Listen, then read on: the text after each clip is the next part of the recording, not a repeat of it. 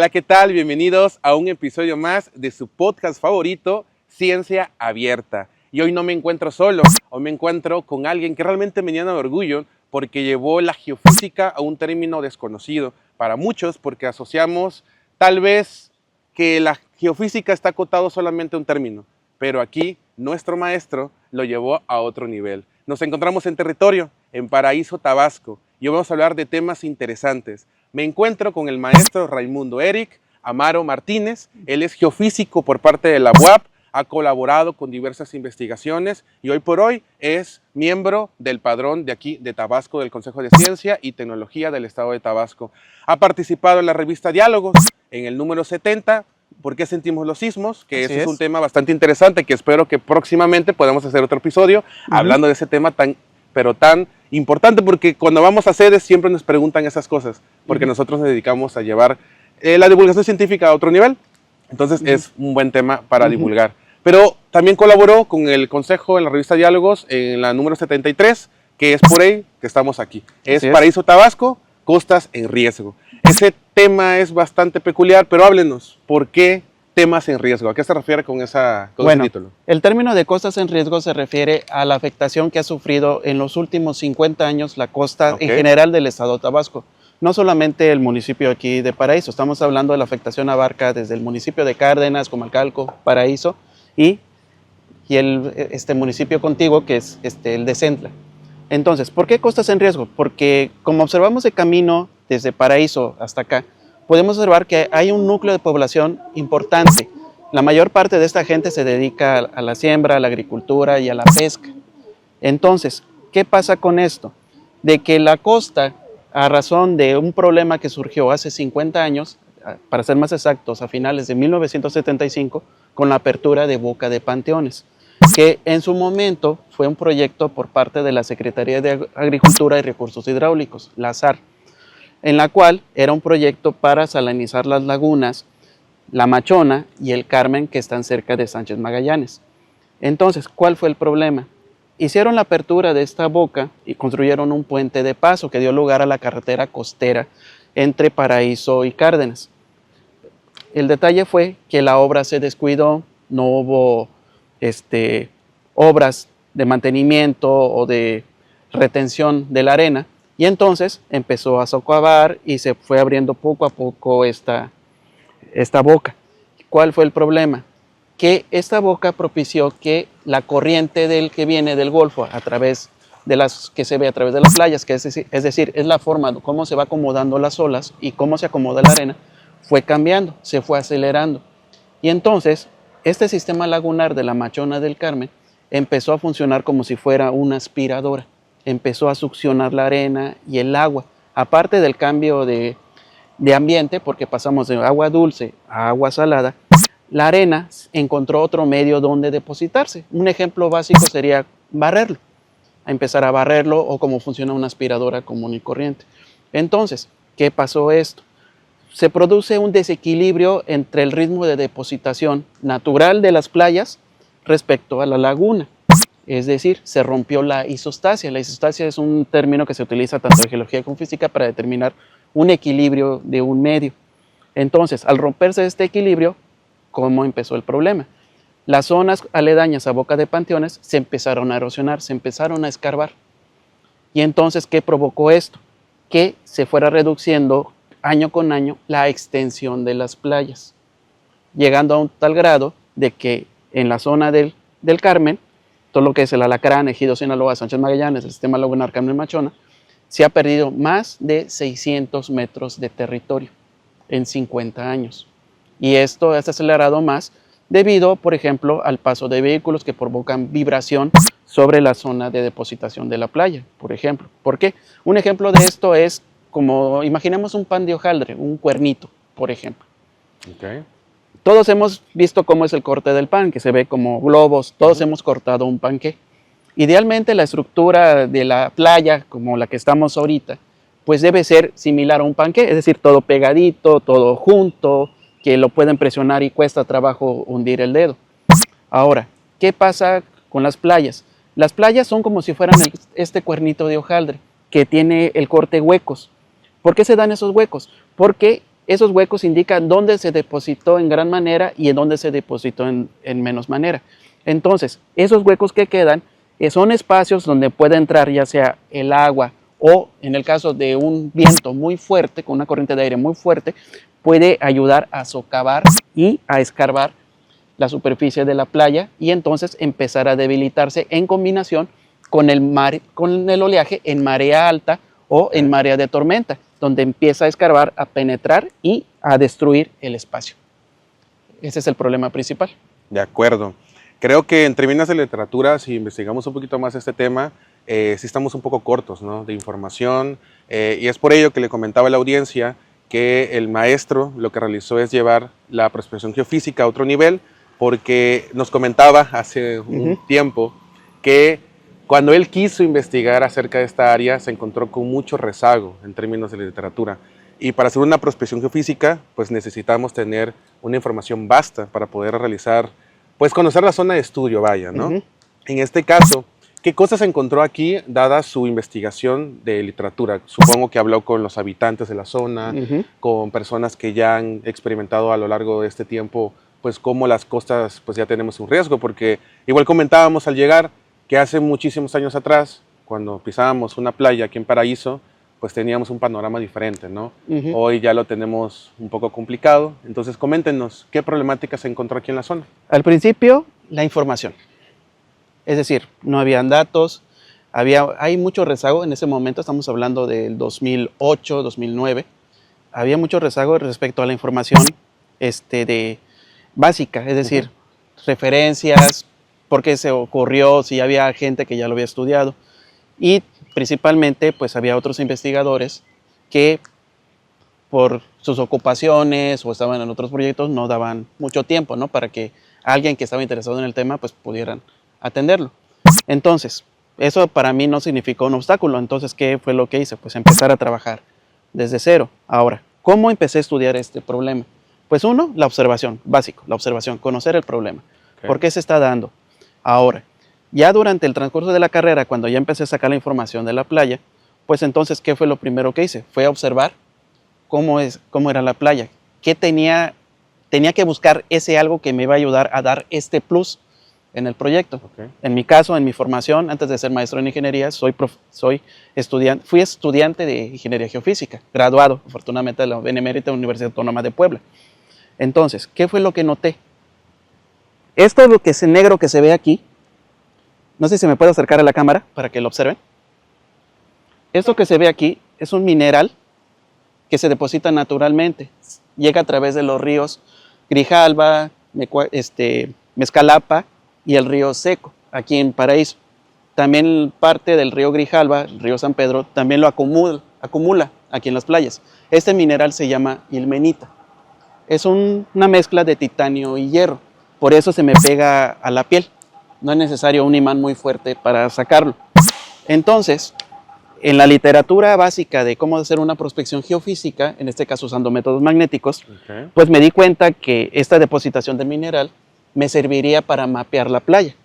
Entonces, obviamente, ya hice una campaña de estudio en diferentes tiempos para ver cómo era esta depositación, y ya posteriormente, en una pasantía en Ensenada, en el CICESE, en el Instituto de Sonografía, pues ya me ayudaron a moldear de hacer un proyecto para ahora no solamente usar los datos magnéticos, ahora sí modelar la playa con métodos más económicos, sencillos, pero igual de precisos que un estudio con imágenes satelitales. Sí, de hecho nos comentaba que usted utilizó métodos eléctricos potenciales y gravimetría, ¿cierto? Magnetometría principalmente. En su momento no utilicé aquí métodos eléctricos porque representaría un costo muy alto respecto al transporte. Porque con un resistivímetro pues hay que traer la fuente, los cables, los electrodos. Entonces ese método fue lo primero que descarté. El método gravimétrico, sí pensé en usarlo aquí también, pero me di cuenta de que el aparato es muy sensible a la sal. Y no me refiero a la lectura del instrumento, me refiero al ambiente salino, que puede afectar la estructura del aparato porque es muy delicado. Entonces, aprovechando la condición del mineral que se deposita aquí, que ojo, este mineral mucha gente lo confunde con petróleo. No es petróleo, es mineral. Entonces me di cuenta que el método magnético era el más adecuado. Además de que la forma de este estudio, que se hace en forma de mallado, es decir, se hace un recorrido en un rectángulo con paradas en varias distancias. Entonces, ya con el aparato, pues ya podía pararme, tomar mi lectura, avanzar al siguiente punto y así tomar varias secciones. Por ejemplo, aquí en Paraíso hice este estudio en la Boca de Panteones, Arroyo Verde, aquí donde estamos Guano Solo, también en su momento la playa Varadero y Caracol, cerca de las instalaciones de la refinería de Dos Bocas y posteriormente en Chiltepec. Ahí fue donde realicé estos estudios. Y entonces, de ahí ya me ayudó para saber cómo la acumulación del mineral, me estaba diciendo cómo se amontonaba la arena y hacia dónde se estaban provocando las bremas de marea, que es donde se protege la costa antes de que llegue la época de huracanes y nortes. De acuerdo, entonces ya nos ha comentado cuál fue su objetivo, qué fue lo que usó, la curiosidad del por qué y también los métodos que empleó. Pero ahora háblenos de ese término, erosión, que creo que fue el propósito principal para su estudio. ¿Qué es la erosión en términos generales? En resumido, el término erosión se refiere a un desgaste de un medio provocado por un agente natural o externo. Okay. Ahora, aquí en Tabasco el problema de la erosión costera, pues obviamente sería la definición, el desgaste de las playas. Pero ¿qué provocó este desgaste de la playa? Ya lo mencioné anteriormente, el efecto de la apertura de una obra artificial, en este caso la apertura de la Boca de Panteones para un proyecto económico. Pero, ¿cuál es el término? O vamos a expandirlo un poco. ¿Qué es lo que quiero dar a entender por erosión? En este caso, la erosión lo utilizo el término para indicar el riesgo que están sufriendo las playas de desaparecer en un periodo de tiempo. ¿Qué tanto tiempo? Normalmente se maneja con el cambio climático el proyecto al año 2050, por el ascenso de los mares, la pérdida de los polos, el aumento del nivel del agua. En realidad, como observamos ahorita de camino para acá, vemos que hay mucha infraestructura, especialmente petrolera, cierto, paso de la gente. Entonces, si no se hace un aviso a tiempo, como ahorita, quizá en menos del 2050, digamos 10, 15 años, sería el 2040 aproximadamente, se podría acelerar la pérdida de playa. Es decir, ahorita aquí estamos aproximadamente a unos 60 metros de la costa. En unos 40 años, si no se cuidan con las obras respectivas de mantenimiento, de monitoreo y de protección, podríamos estar en el agua dentro de 15 años aquí donde estamos parados. ¿Por qué? Porque se va perdiendo costa, se pierde territorio. Y si se pierde territorio, ¿qué se pierden? Se pierden carreteras, se pierden hogares, se pierden hasta vidas. También se pierde infraestructura. Por ejemplo, las palmeras de coco que estamos acá, tan ricas que saben un coco con un agua de coco, por ejemplo, o un coco así con sal y limón, por ejemplo. Entonces, hay muchas cosas en riesgo, no solamente la costa, sino las vidas y las propiedades de las personas en esta zona. Sí, de hecho, es lo que hablábamos hace un momento que hicimos como una prospección visual. Nos comentaba de varias palapas, ya solamente quedan las estructuras, las bases, los cimientos, ya no están. Entonces, si eso le pasa a una palapa, ¿qué le pasará a un edificio, a una casa, algo que ya estamos acostumbrados, ¿no? Y es cierto, desafortunadamente, como lo comentaba al inicio del podcast, hace un tiempo las playas eran distintas a lo que hoy tenemos y desafortunadamente a nivel mundial es un proceso natural que se está viendo pues rebasado por la actividad antropogénica de los seres humanos. Por ejemplo, hablamos de la construcción, que eso a nivel mundial, según la literatura, pues es una de las bases de que esto se esté aumentando, sacando la arena, sacando la grava, posteriormente pues la minería, el abuso de este tipo de actividad antropogénica, pues ha dado pie a que esto pase, ¿no? A nivel regional, ¿cómo podemos afectar? Ya lo hablamos económicamente, a nivel estructural también, pero ¿qué otras consecuencias podemos llegar a tener en un futuro? En un futuro podemos tener daños ambientales principalmente. Un daño principal, por ejemplo, es la presencia de la sal en toda la orilla de la costa. Sí. ¿Por qué? Porque la sal no es solamente, uno diría, solamente tomando agua de la playa. Hay que tomar en cuenta que la superficie del agua sufre acción del calor, se evapora en sus componentes básicos, agua y diversas concentraciones minerales que el viento las arroja. Esas partículas de sal llegan a costa adentro. Un ejemplo de eso lo podemos ver en las casas aquí cercanas. El óxido en las paredes o en estructuras metálicas, que a cada rato hay que estarlas pintando. Ese es un efecto, por ejemplo. ¿Qué pasa con eso? La estructura se corroe. ¿Y qué pasa? Se debilita la casa, la estructura cae. Ahora, afectación ambiental, ¿cómo ocurriría? Lo podemos ver, por ejemplo, en la pérdida de extensiones de cultivo, debido a que se cambia la mineralización, se cambia la composición del suelo. La concentración. Y también, ¿cómo lo podemos ver? Aquí donde pasamos hay zonas donde hay mangles. Ese mangle que está aquí, la mayoría es de agua dulce. No es porque es mangle blanco, a diferencia del rojo que sí soporta ambos tipos de agua. ¿Qué pasa? Entra la sal, entra la arena, pues hay bloqueo de las corrientes de varios arroyos, de sistemas lagunares. ¿Y qué va a pasar? Pues muchas especies piscícolas van a morir. ¿Y qué pasa pues, si mueren estas especies? Pues la gente que se dedica a la pesca o al cultivo de estas especies, pues ya no va a tener que vender, que comercializar y pues van a tener que buscar otro modo de vida. Es decir, no solamente estamos hablando de una afectación a estas comunidades, si lo vemos a largo plazo, vamos a ver pérdida de infraestructura como carreteras, caminos, líneas eléctricas, por ejemplo, incluso líneas de comunicación, por ejemplo, teléfono o que no haya antenas de celular, por ejemplo. Eso sin contar, si lo vemos un poco más amplio, también afecta a la industria petrolera. Aquí cerca tenemos el puerto y la refinería de Dos Bocas. Todo lo que se produce ahí tiene que salir de una manera, ya sea a través de trailers o a través de oleoductos. Por aquí pasan oleoductos. Estos oleoductos, si son dañados por la sal, son corroídos, pues puede haber contaminación de hidrocarburo, no solamente de las plataformas que están cerca, sino debido al descuido y a la falta de mantenimiento de estos ductos que se pueden reventar y provocar un daño más catastrófico todavía. Estamos hablando no solamente de contaminación del suelo, sino ahora también contaminación lagunar, inclusive. Es cierto. De hecho, a nivel económico, a nivel estructural y todo, todos los ámbitos se ven afectados a través de este tipo de procesos naturales, ¿no? Bueno, hablemos ahora de mitigación, ¿le parece? Naturalmente, pues sabemos que las dunas de arena pues pueden ser como que un aspecto donde detenga un poco, pero no totalmente. También, por ejemplo, hablamos de los mangles y de otras estructuras naturales. Pero a nivel humano, nosotros, ¿cómo podemos intervenir para poder llegar a mitigar este tipo de procesos? Ok, si hablamos del proceso de mitigación, así como cuando empezó la investigación, es decir, hay que volver a lo básico. Lo básico ya lo tenemos. Tenemos el estudio, lo que es el estudio de cómo se fue erosionando, cómo va cambiando, el estudio magnético, bla, bla, bla. Ya lo tenemos. Ya tenemos nuestra base principal. Ahora, ¿qué podemos hacer? Es necesario, como comentaste ahorita, el término afectación antropogénica. Es decir, ahora tenemos que idear cuál sería el mejor método para recuperar la playa.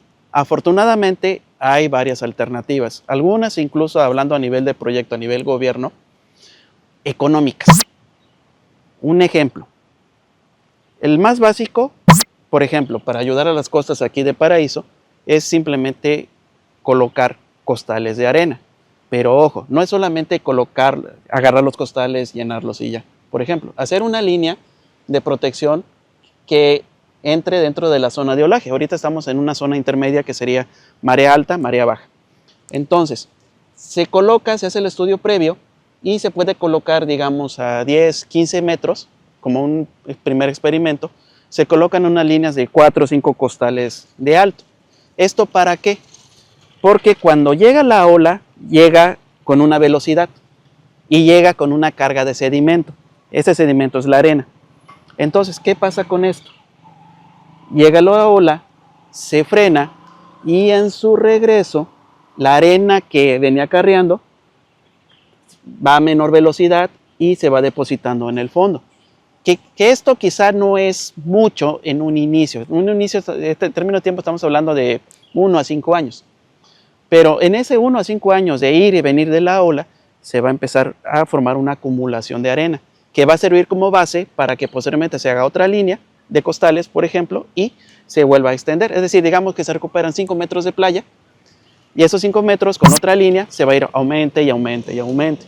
Ahora, ¿cómo se puede hacer esto de manera más duradera, más sólida? A través, primero, de estudio de la costa. ¿Cómo? Estudios de profundidad cercana para poder instalar, ahora sí, rompeolas. Rompeolas como por ejemplo los que se utilizan aquí en el Puerto de Dos Bocas, que tienen una estructura en cruz, que va así de esta manera.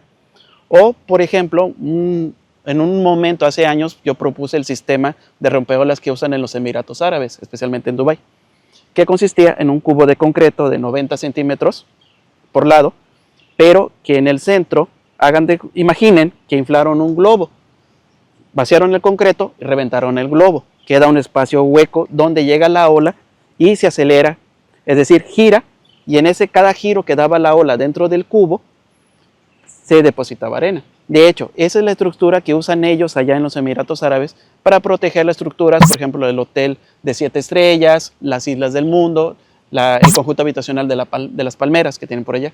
Ellos utilizan ese sistema para proteger todas esas construcciones. O algo más básico, como hicieron aquí en el Zacatal, en el puente del Zacatal, aquí rumbo a Ciudad del Carmen, que instalaron líneas de rompeolas a base de cajones de tela de alambre que llenaron con grava gruesa, es decir, grava como del tamaño de mi mano. Eran cubos pequeños, como de 45 centímetros aproximadamente por lado. Entonces, ¿qué es lo que hace esta estructura para ayudar a mitigar la playa? Hace el mismo efecto de los rompeolas. Entra el agua, deposita la arena entre los huecos de la grava y de ahí se va a formar un pequeño murito para que ayude a proteger, en este caso, la zona del puente. Pero también lo aplicaron a los lados de la carretera donde pasa el puente para que no se provocara este efecto de succión como está afectando aquí en la zona de Boca de Panteones. Y es interesante, de hecho hasta me dan ganas de sonreír tanto porque como lo biológico, lo natural, pues necesita intervención también humana, no a la negativa, desde una prospección, bueno, de una perspectiva positiva, pues porque, por ejemplo, rompeolas y otras estructuras que se pueden construir, pues podemos darle una ayudadita a nuestro planeta, pero igual no tener tanta actividad antropogénica como tal, ¿no? También hablábamos de un término conocido como loop cutter o la corriente de lazo, ¿no? Igual, ¿cómo este tipo de eventos naturales pueden ayudar a este tipo de situaciones? En este caso, la corriente de lazo o loop current, es el término correcto, loop current. Esto, ¿por qué se le llama corriente de lazo? Porque si observamos un mapa del Golfo de México, podemos darnos cuenta de que tiene una forma como si fuera una pelota. Es decir, un círculo con unos extremos, en este caso la península de Florida y la península de Yucatán. ¿Qué es lo que pasa en ese momento con la corriente?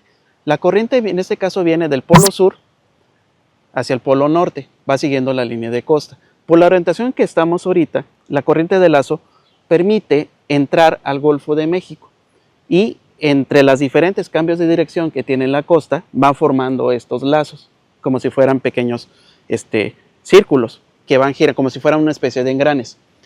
Estos engranes provocados por la corriente, tanto del agua como la del viento, ayudan a que en este periodo de tiempo, lo que sería primavera, verano, es decir, de marzo hasta finales de julio, este periodo se va acumulando o ayuda al arrastre de arena que llega a las costas, porque hablamos del término del daño de erosión. Un término que ha utilizado mucha gente al decir el término, que lo toman como un aspecto muy destructivo, es que simplemente rompo aquí, se me desgasta la playa, ya se quedó acá. ¿Qué es lo que pasa? Mucha gente no conoce el término acreción. Este término acreción, ¿qué es lo que ayuda a la corriente de lazo? ¿La acreción a qué se refiere?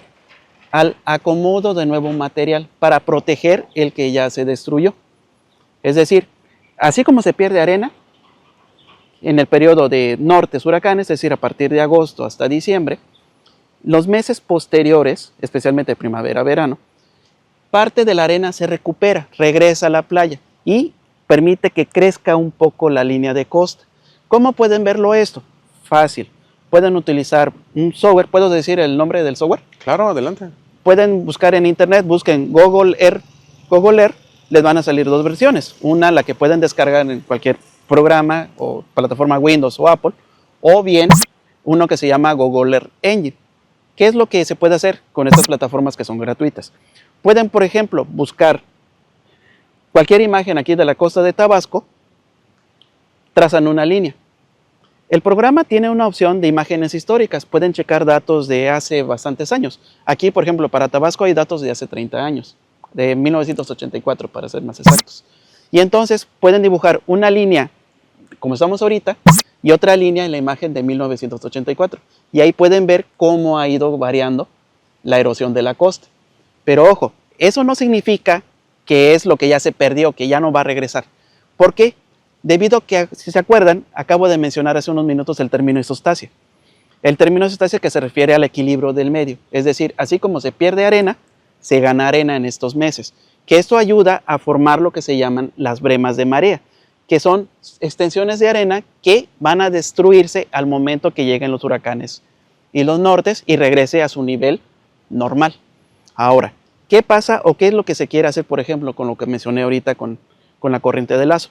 Si esto lo combinamos con el estudio adecuado de la corriente de lazo, como también con los estudios de mitigación y también los estudios de oleaje, esto ayuda para tener un pronóstico de cuánto podemos de recuperar en un año, a 5 años, 10 años o hasta 50 años.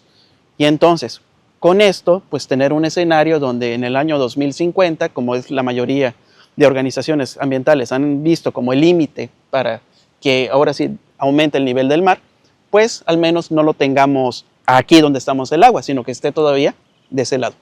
Ok, bueno. Es muy interesante todo lo que nos comenta y me gustaría que le mande un mensaje a todos los estudiantes como tal de geofísica, de geología, de biología, porque todo es multidisciplinario.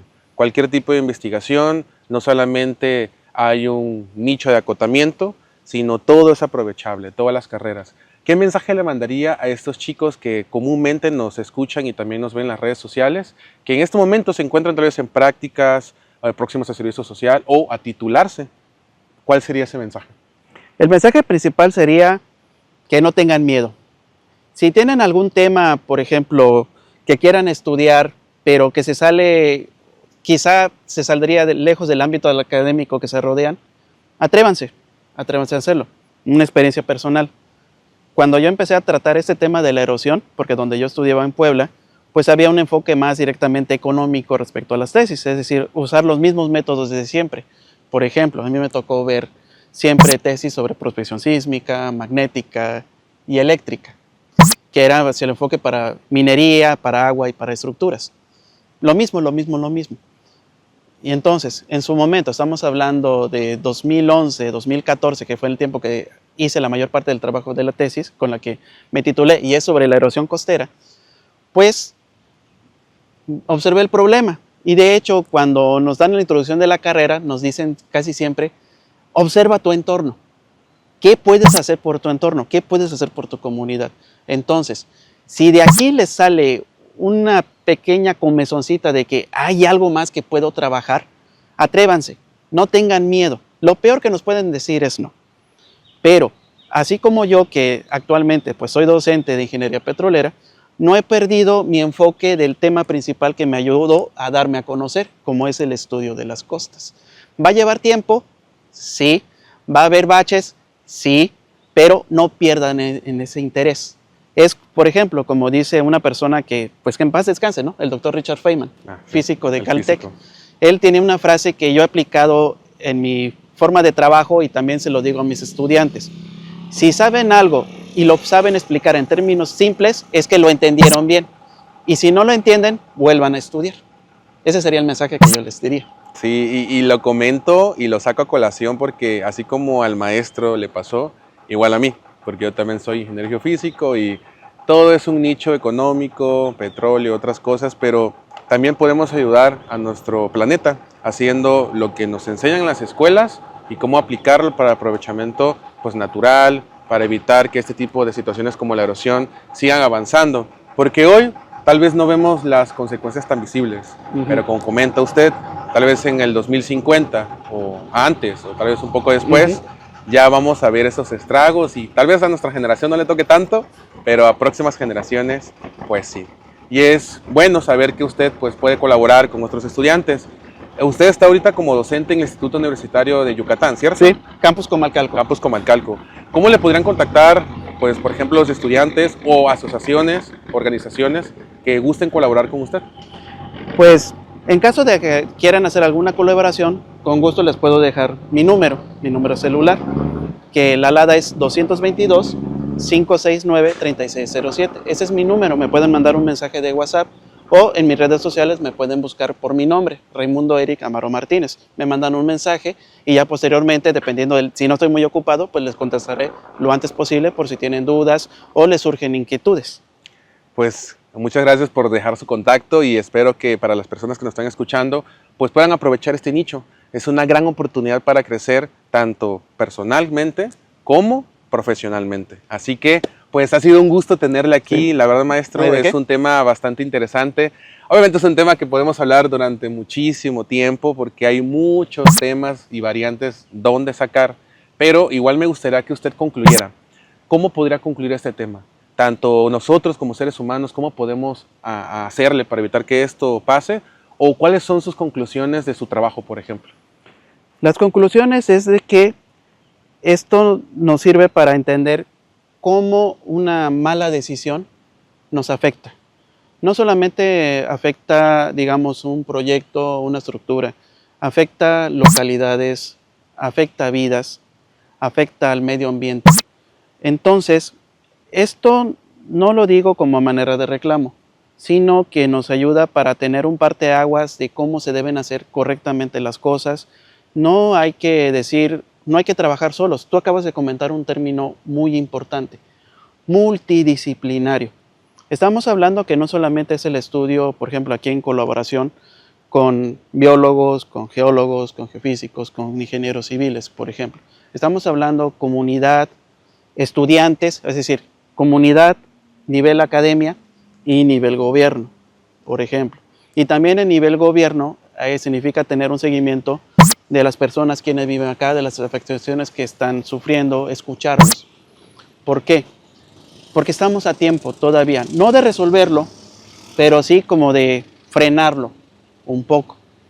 Entonces, mi conclusión final sería, hay que hacer el estudio adecuado, hay que sacar los procedimientos adecuados, sacar las soluciones adecuadas, para que todo quede en equilibrio y en una buena convivencia, no solamente entre personas, niveles de gobierno, estudiantes, habitantes, sino también ser humano, medio ambiente.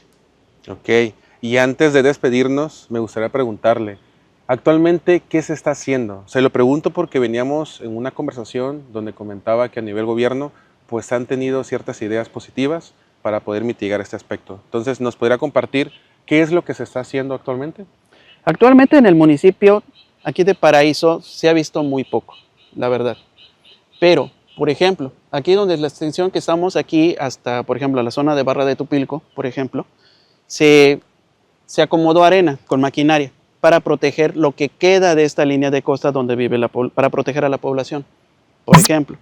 O lo que está pasando también, destaco, por ejemplo, lo que están haciendo en el ejido El Alacrán, que desafortunadamente por el acceso en donde estamos es muy difícil llegar a esa zona, donde en imágenes que han visto en redes sociales, en periódico y en reportajes, están acomodando grava de gran tamaño para proteger la línea de costa, porque tienen varias casas, hay zonas habitacionales y hay un hospital. Entonces, ese tipo de obras ayudan, pero hay que darles un seguimiento correcto para que de verdad trabaje y no nada más se quede así como una obra de relumbrón o un elefante blanco. De acuerdo. Entonces, es necesario darle el seguimiento adecuado, pero antes de hacer ese seguimiento, primero hay que estudiar bien la situación que estamos enfrentando en este momento. Pues bueno, maestro, pues un gusto. Igualmente. Fue una plática bastante amena y pues ahí en casita esperemos que les haya interesado y, ¿por qué no?, aprendido un poquito más acerca de este tipo de problemáticas como la erosión, que a veces cuando llegamos a las playas, pues simplemente llegamos y nos divertimos y todo, pero igual es muy bueno saber este tipo de problemáticas. Si queremos disfrutar más acerca de nuestra naturaleza y todo lo que la madre tierra nos da, pues igual hay que saber preservarla. Pues bueno, esto fue Ciencia Abierta y nos vemos en el próximo episodio. Adiós. Consejo de Ciencia y Tecnología del Estado de Tabasco. Territorio de innovación, ciencia al alcance de todos. Tabasco, Gobierno del Pueblo.